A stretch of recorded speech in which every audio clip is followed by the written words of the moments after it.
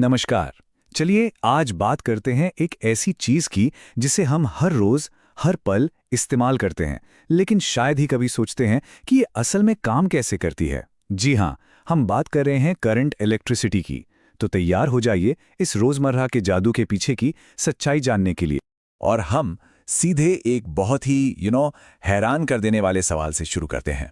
सोचिए, अगर बिजली का मतलब इलेक्ट्रॉन्स का बहना है और वो इतनी धीरे मतलब कछुए की चाल से चलते हैं, तो फिर स्विच दबाते ही हमारा बल्ब पलक झपकते ही कैसे जल जाता है? ये एक पहेली है ना। और आज हम इसी पहेली को सुलझाने वाले हैं। इस रहस्य को सुलझाने के लिए हमारा ये रोड मैप रहेगा। सबसे पहले हम समझेंगे कि ये चार्ज का फ्लो यानी आवेश का प्रवाह है क्या। फिर हम तार के अंदर की दुनिया में झांकेंगे। हम प्रतिरोध के नियम यानी ओम्स लॉ को जानेंगे और फिर उस पहेली को सॉल्व करेंगे कि इलेक्ट्रॉन का बहाव इतना धीमा क्यों है। हम ये भी देखेंगे कि ये नियम कहाँ कहाँ लागू नहीं होता। और आखिर में सारी जरूरी बातें एक साथ रिवाइज करेंगे।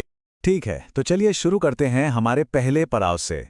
सबसे पहले ये समझना जरूरी है कि जब हम करंट या विद्युत धारा बोलते हैं तो उसका असल में मतलब क्या होता है।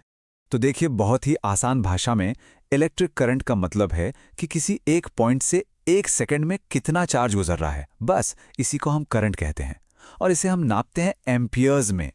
आप इसे ऐसे सोच सकते हैं जैसे किसी नदी में पानी बह रहा हो, तो पानी के बहने की जो रफ्तार है वही करंट है। अब ये देखिए, ये कितना दिलचस्प है। करंट का स्केल कितना बड़ा हो सकता है।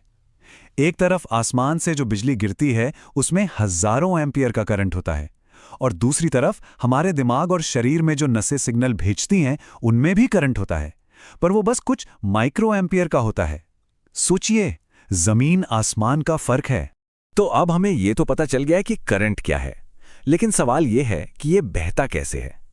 इसके लिए चलिए एक तार के अंदर जूम करके देखते हैं कि आखिर वहां चल क्या रहा है।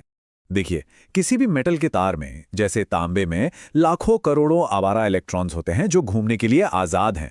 जब तक कोई बैटरी नहीं लगी होती, ये सब अपनी मर्जी से इधर उधर मतलब रैंडमली भागते रहते हैं, कोई इधर कोई उधर।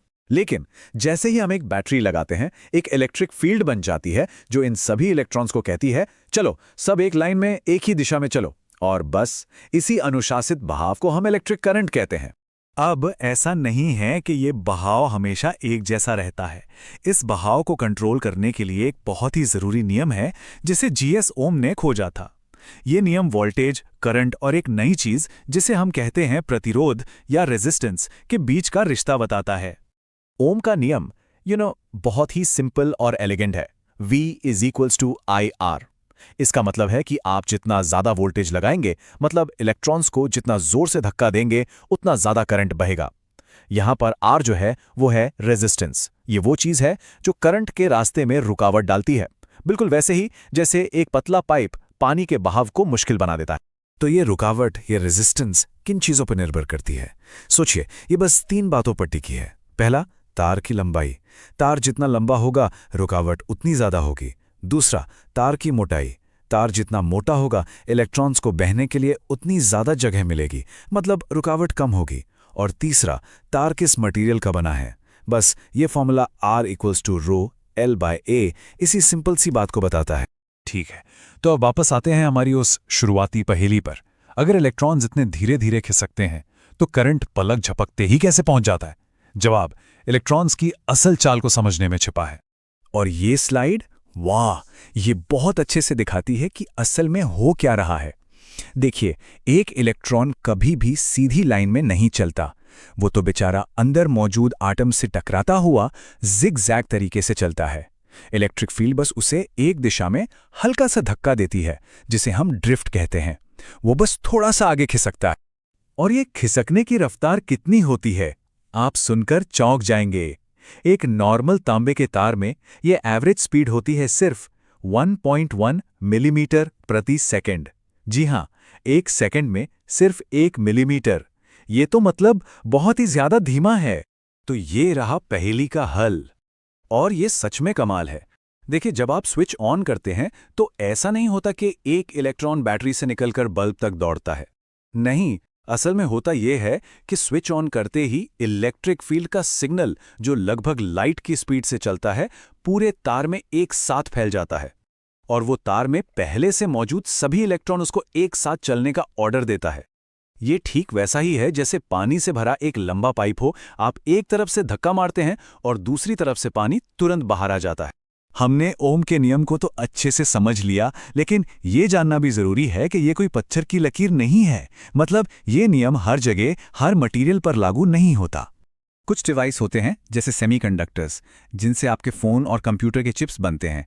ये ओम के नियम को फॉलो नहीं करते। इनमें वोल्टेज और करंट का रिश्ता इतना सीधा साधा नहीं होता। और सच कहूँ तो इसी गुण की वजह से हम इन्हें स्विच की तरह इस्तेमाल कर पाते हैं, जो आज की पूरी डिजिटल दुनिया का आधार है। तो ये नियम का टूटना भी अपने आप में बहुत ज़रूरी है।